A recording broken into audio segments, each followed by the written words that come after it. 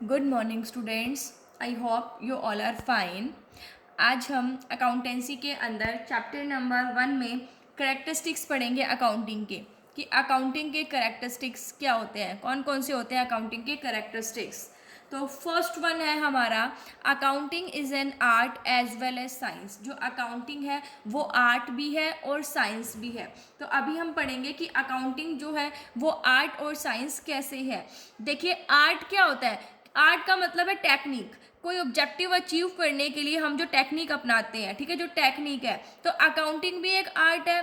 कैसे है आर्ट? क्योंकि ये रिकॉर्डिंग करती है, ठीक है, क्लासिफाइंग करती है, समराइजिंग करती है बिजनेस ट्रांजेक्शन को, ताकि जो नेट प्रॉफिट है और जो फाइनेंशियल पोजीशन है उसे कैलकुलेट किया जा सके। तो अकाउंटिंग जो है वो आर्ट है, ठीक है। उसके बाद ये कहता है अकाउंटिंग साइंस भी है। अब साइंस क्या होती है? साइंस एक ऑर्गेनाइज्ड बॉडी ऑफ नॉलेज होती है जिसके खुद के प्रिंसिपल्स होते हैं, ठीक है। तो अब अकाउंटेंसी क्या है? साइंस बिल्कुल है। क्यों है? क्योंकि ये भी एक ऑर्गेनाइज्ड बॉडी ऑफ नॉलेज है, क्योंकि इसके भी कुछ प्रिंसिपल्स और स्टैंडर्ड्स होते हैं। तो इसलिए जो अकाउंटिंग है वो आर्ट भी होती है और साइंस भी होती है। सेकंड है हमारा recording of financial transactions only. जो अकाउंटिंग है वो ओनली फाइनेंशियल ट्रांजेक्शन को ही इंक्लूड करता है। जो अकाउंटिंग के अंदर मतलब ओनली उन्हीं ट्रांजेक्शन को रिकॉर्ड किया जाता है जो कि फाइनेंशियल नेचर की है। कई ऐसी ट्रांजेक्शन होती है बिजनेस के लिए जो बहुत ज़रूरी होती है, लेकिन जिसे मनी के टर्म्स में एक्सप्रेस नहीं किया जाता। अब एक्सप्रेस नहीं किया जाता तो फाइनेंशियल जो ट्रांजेक्शन है उन मतलब जो एक्सप्रेस नहीं किया जाता तो उनको हम रिकॉर्ड नहीं करते हैं, ठीक है। जैसे कि प्रोडक्शन मैनेजर और सेल्स मैनेजर के बीच में क्वारल हो गई, तो उससे एक एबल और एक्सपीरियंस मैनेजर ने क्या कर दिया? रिजाइन कर दिया, ठीक है। क्वारल होना, रिजाइन देना एक्सपीरियंस मैनेजर का, या एम्प्लॉयज को स्ट्राइक कर देते हैं, तो ये मनी के टर्म्स में तो एक्सप्रेस नहीं कर सकते, ठीक है। लेकिन ये जो इवेंट्स होते हैं ये बिजनेस की जो अर्निंग कैपेसिटी है उसको एडवर्सली इफेक्ट करते हैं, लेकिन हम इनको मेजर ही नहीं करते। क्यों क्यों नहीं मेजर करते? क्यों हम बुक्स ऑफ अकाउंट्स में नहीं लिखते इनको? क्योंकि ये मनी के टर्म्स में हम इन्हें एक्सप्रेस नहीं कर सकते, क्योंकि ये फाइनेंशियल ट्रांजेक्शन नहीं होती है।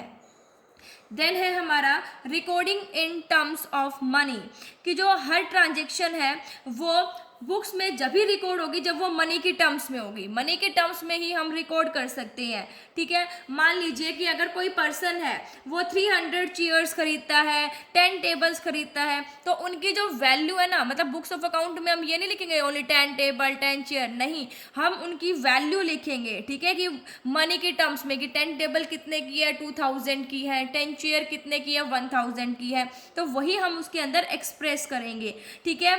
जैसे कि अगर मान लीजिए एक बिजनेस है, उसके पास 50,000 कैश है, लैंड है 2000 मीटर, 5 ट्रक है, 5 मशीन है, तो इनकी कोई वैल्यू नहीं है, ठीक है। इनको मतलब अगर हम अकाउंट में क्या कर लेंगे, रिकॉर्ड भी कर लेंगे, तो ये कोई यूजफुल डाटा नहीं दे रही है। यूजफुल डाटा हमें कौन देगी? इससे बजाय तो हम क्या लिखें कि लैंड कितने की है, 2 करोड़ की लैंड है हमारे पास, ट्रक जो है वो हमारे पास 50,000 के है, मशीन्स जो है वो हमारे पास 2 लाख की है। तो इनकी जो है इनकी वैल्यू होती है, इनको हम अकाउंटिंग में क्या कर सकते हैं? रिकॉर्ड भी कर सकते हैं, और ये हमें यूजफुल डाटा भी प्रोवाइड करते हैं। तो ओनली जो मनी के टर्म्स में है ना जो आइटम्स, उनको ही हम अकाउंटिंग के अंदर रिकॉर्ड करते हैं। अब छोटे छोटे बिजनेस में जहाँ पर ट्रांजेक्शन जो है कम होती है, ठीक है, तो सारी की सारी ट्रांजेक्शन जो है वो सबसे पहले बुक्स में लिखी जाती है जिसे जर्नल कहते हैं। लेकिन बड़े बड़े जो बिजनेस होते हैं जहाँ पर ट्रांजेक्शन्स बहुत ज़्यादा बड़ी बड़ी की जाती है, तो वहाँ पर जर्नल को कुछ मतलब सब डिवाइड कर दिया जाता है अलग अलग सब्सिडरी बुक्स में। जैसे कैश बुक में कैश बुक की जाती है कैश ट्रांजेक्शन को रिकॉर्ड करने के लिए कैश बुक में, परचेज की परचेज बुक में, सेल्स की जो है सेल्स बुक में, ठीक है, कोई परचेज रिटर्न है उसकी परचेज रिटर्न बुक में। तो जो जर्नल है उसको अलग अलग सब्सिडरी बुक में क्लासिफाई कर दिया जाता है। तो जो सब्सिडरी बुक्स है वो किस पर डिपेंड करती है? बिजनेस के साइज और नेचर पर। तो अभी कहता है कि बेटा नेक्स्ट है हमारा क्लासीफाइंग, ठीक है। ये हमने देख लिया रिकॉर्ड करने का कि हम कैसे कैसे रिकॉर्ड करते हैं, रिकॉर्डिंग हो गई। अब होती है क्लासीफाइंग। क्लासीफाइंग का मतलब क्या है कि क्लासीफाई करना मतलब अलग अलग सेपरेट हेड में डाल देना, मतलब जो सेम नेचर के जो भी ट्रांजेक्शन है उनको एक जगह डाल देना। जैसे कैश से रिलेटेड जो है वो किस में डाल देना, कैश अकाउंट में डाल देना, है ना। सेल से रिलेटेड जो है वो सेल्स अकाउंट में, मतलब हर किसी के अलग अलग अकाउंट ओपन कर देना, तो अलग अलग हेड में डाल देना वो चीज़ें, सारे आइटम्स जो है, जिसे हम लेजर भी कहते हैं। तो क्लासीफाइंग का मतलब है कि सेपरेट सेपरेट हेड में क्या कर देना, ट्रांजेक्शन्स को डाल देना, ठीक है, वो होता है क्लासीफाई करना। उसके बाद हमारा आता है नेक्स्ट समराइजिंग। अब समराइजिंग का मतलब क्या है कि समरी फॉर्म में, मतलब जो हमने रिकॉर्ड किया, क्लासिफिकेशन कर दिया उनका, अब हम क्या करें कि क्लासिफाइड डाटा को ऐसे प्रेजेंट करना जो कि मैनेजमेंट को अंडरस्टैंड हो सके, मतलब मैनेजमेंट को समझ में आ सके, प्लस में मैनेजमेंट के लिए यूजफुल हो, ठीक है, और जो भी यूजर्स है वो भी उसे क्या कर सके, यूज कर सके। भाई हम समराइजिंग करेंगे ना, जैसे कि फाइनल जो अकाउंट्स है वो हम किसके बेसिस पर करते हैं, ट्रायल बैलेंस के बेसिस पर बनाते हैं, ठीक है, जिसके अंदर trading and profit and loss account आता है, फिर हम बैलेंस शीट बनाते हैं। तो इससे हमें क्या पता चलता है, हम क्यों बनाते हैं ये trial balance, trading and profit and loss account, balance sheet किस लिए कैलकुलेट करते हैं, ताकि हमें एंड में ये पता चल सके कि एक बिजनेस को कितना प्रॉफिट हुआ है, कितना लॉस हुआ है, या फिर उसकी फाइनेंशियल पोजीशन जो है वो कैसी है। तो समराइजिंग का मतलब क्या होगा कि क्लासिफाइड डाटा को ऐसे प्रेजेंट करना जो कि मैनेजमेंट को भी अंडरस्टैंड हो सके, मैनेजमेंट के लिए भी यूजफुल हो, और जो अदर यूजर्स हैं उनके लिए भी वो डाटा यूजफुल हो।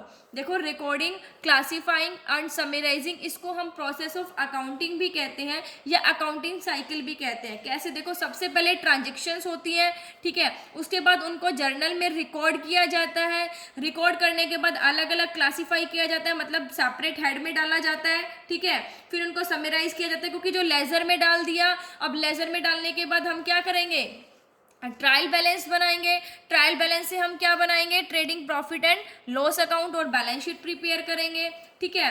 तो ऐसे ही फिर हमें ये ट्रांजेक्शन, तो हर अकाउंटिंग पीरियड की एक अकाउंटिंग साइकिल होती है, जैसे ये पीरियड खत्म होता है वैसे ही नेक्स्ट अकाउंटिंग साइकिल जो है वो स्टार्ट हो जाती है, हर ईयर की होती है ये एक अकाउंटिंग साइकिल। उसके बाद देखो ट्रांजेक्शन जो है वो हम ओरिजिनल एंट्री में करते हैं, बुक्स में मैंने बताया था सब्सिडरी बुक्स हो जाती हैं, जैसे cash book, purchase book, sales के लिए सेल्स बुक, परचेज के लिए परचेज रिटर्न के लिए purchase return, sales return, bills receivable, bills payable, journal paper, और इन्हीं के बेसिस पर हम क्या करते हैं, लेजर में डालते हैं, इन्हें क्लासीफाई करते हैं। तो इसे हम अकाउंटिंग साइकिल कहते हैं। रिकॉर्डिंग, क्लासीफाइंग और समराइजिंग तीनों को मिलाकर हम क्या कहते हैं, अकाउंटिंग साइकिल कहते हैं। देन है हमारा interpretation of the result. Interpretation का मतलब क्या है कि अब एक्चुअल में रिजल्ट्स निकालना, ठीक है, जो बिजनेस के रिजल्ट्स हैं उनको क्या करना, ऐसे प्रिपेयर करना जिससे कि जो जो पार्टीज बिजनेस के अंदर क्या करना चाहती है, इन्वेस्ट करना चाहती है या बिजनेस से जुड़ी हुई है, उनको बिजनेस की प्रॉफिटेबिलिटी के बारे में और फाइनेंशियल पोजीशन के बारे में अच्छे से पता लग सके। मतलब अब जो एक ऑर्गेनाइजेशन के बिजनेस के जो रिजल्ट निकल कर आए हैं उसको ऐसे प्रेजेंट करना। अब क्या रिजल्ट निकल के आएंगे, मतलब trading and profit and loss account के थ्रू, बैलेंस शीट के थ्रू जो हमने बनाए थे, ठीक है, तो उनको जो बिजनेस के रिजल्ट्स हैं उनको ऐसे प्रेजेंट करो कि जिससे जो बिजनेस से जुड़ी हुई जो भी पार्टीज है, जैसे प्रोप्राइटर्स हैं, मैनेजर्स हैं, क्रेडिटर्स हैं, बैंक है, उनको एक बिजनेस की प्रॉफिटेबिलिटी और फाइनेंशियल पोजीशन के बारे में अच्छे से पता लग सके।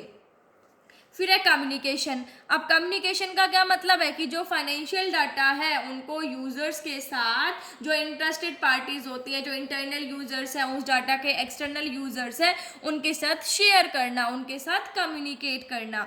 तो ये थे अकाउंटिंग के कैरेक्टरिस्टिक्स। अभी हम पढ़ेंगे कि फंक्शंस क्या होते हैं अकाउंटिंग के।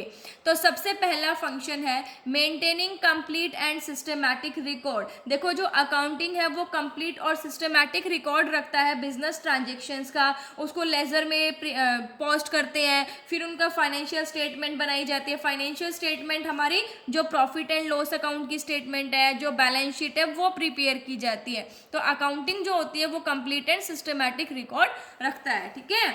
उसके बाद है communicating the financial results to various parties. अब अकाउंटिंग क्या काम करता है, जो रिजल्ट निकल कर आए, फाइनेंशियल रिजल्ट्स निकल कर आए, जो प्रॉफिटेबिलिटी लास्ट में निकल कर आई, फाइनेंशियल पोजीशन निकल कर आई, उनको जो अलग अलग पार्टीज हैं उनके साथ भी क्या करती हैं, कम्युनिकेट करती हैं।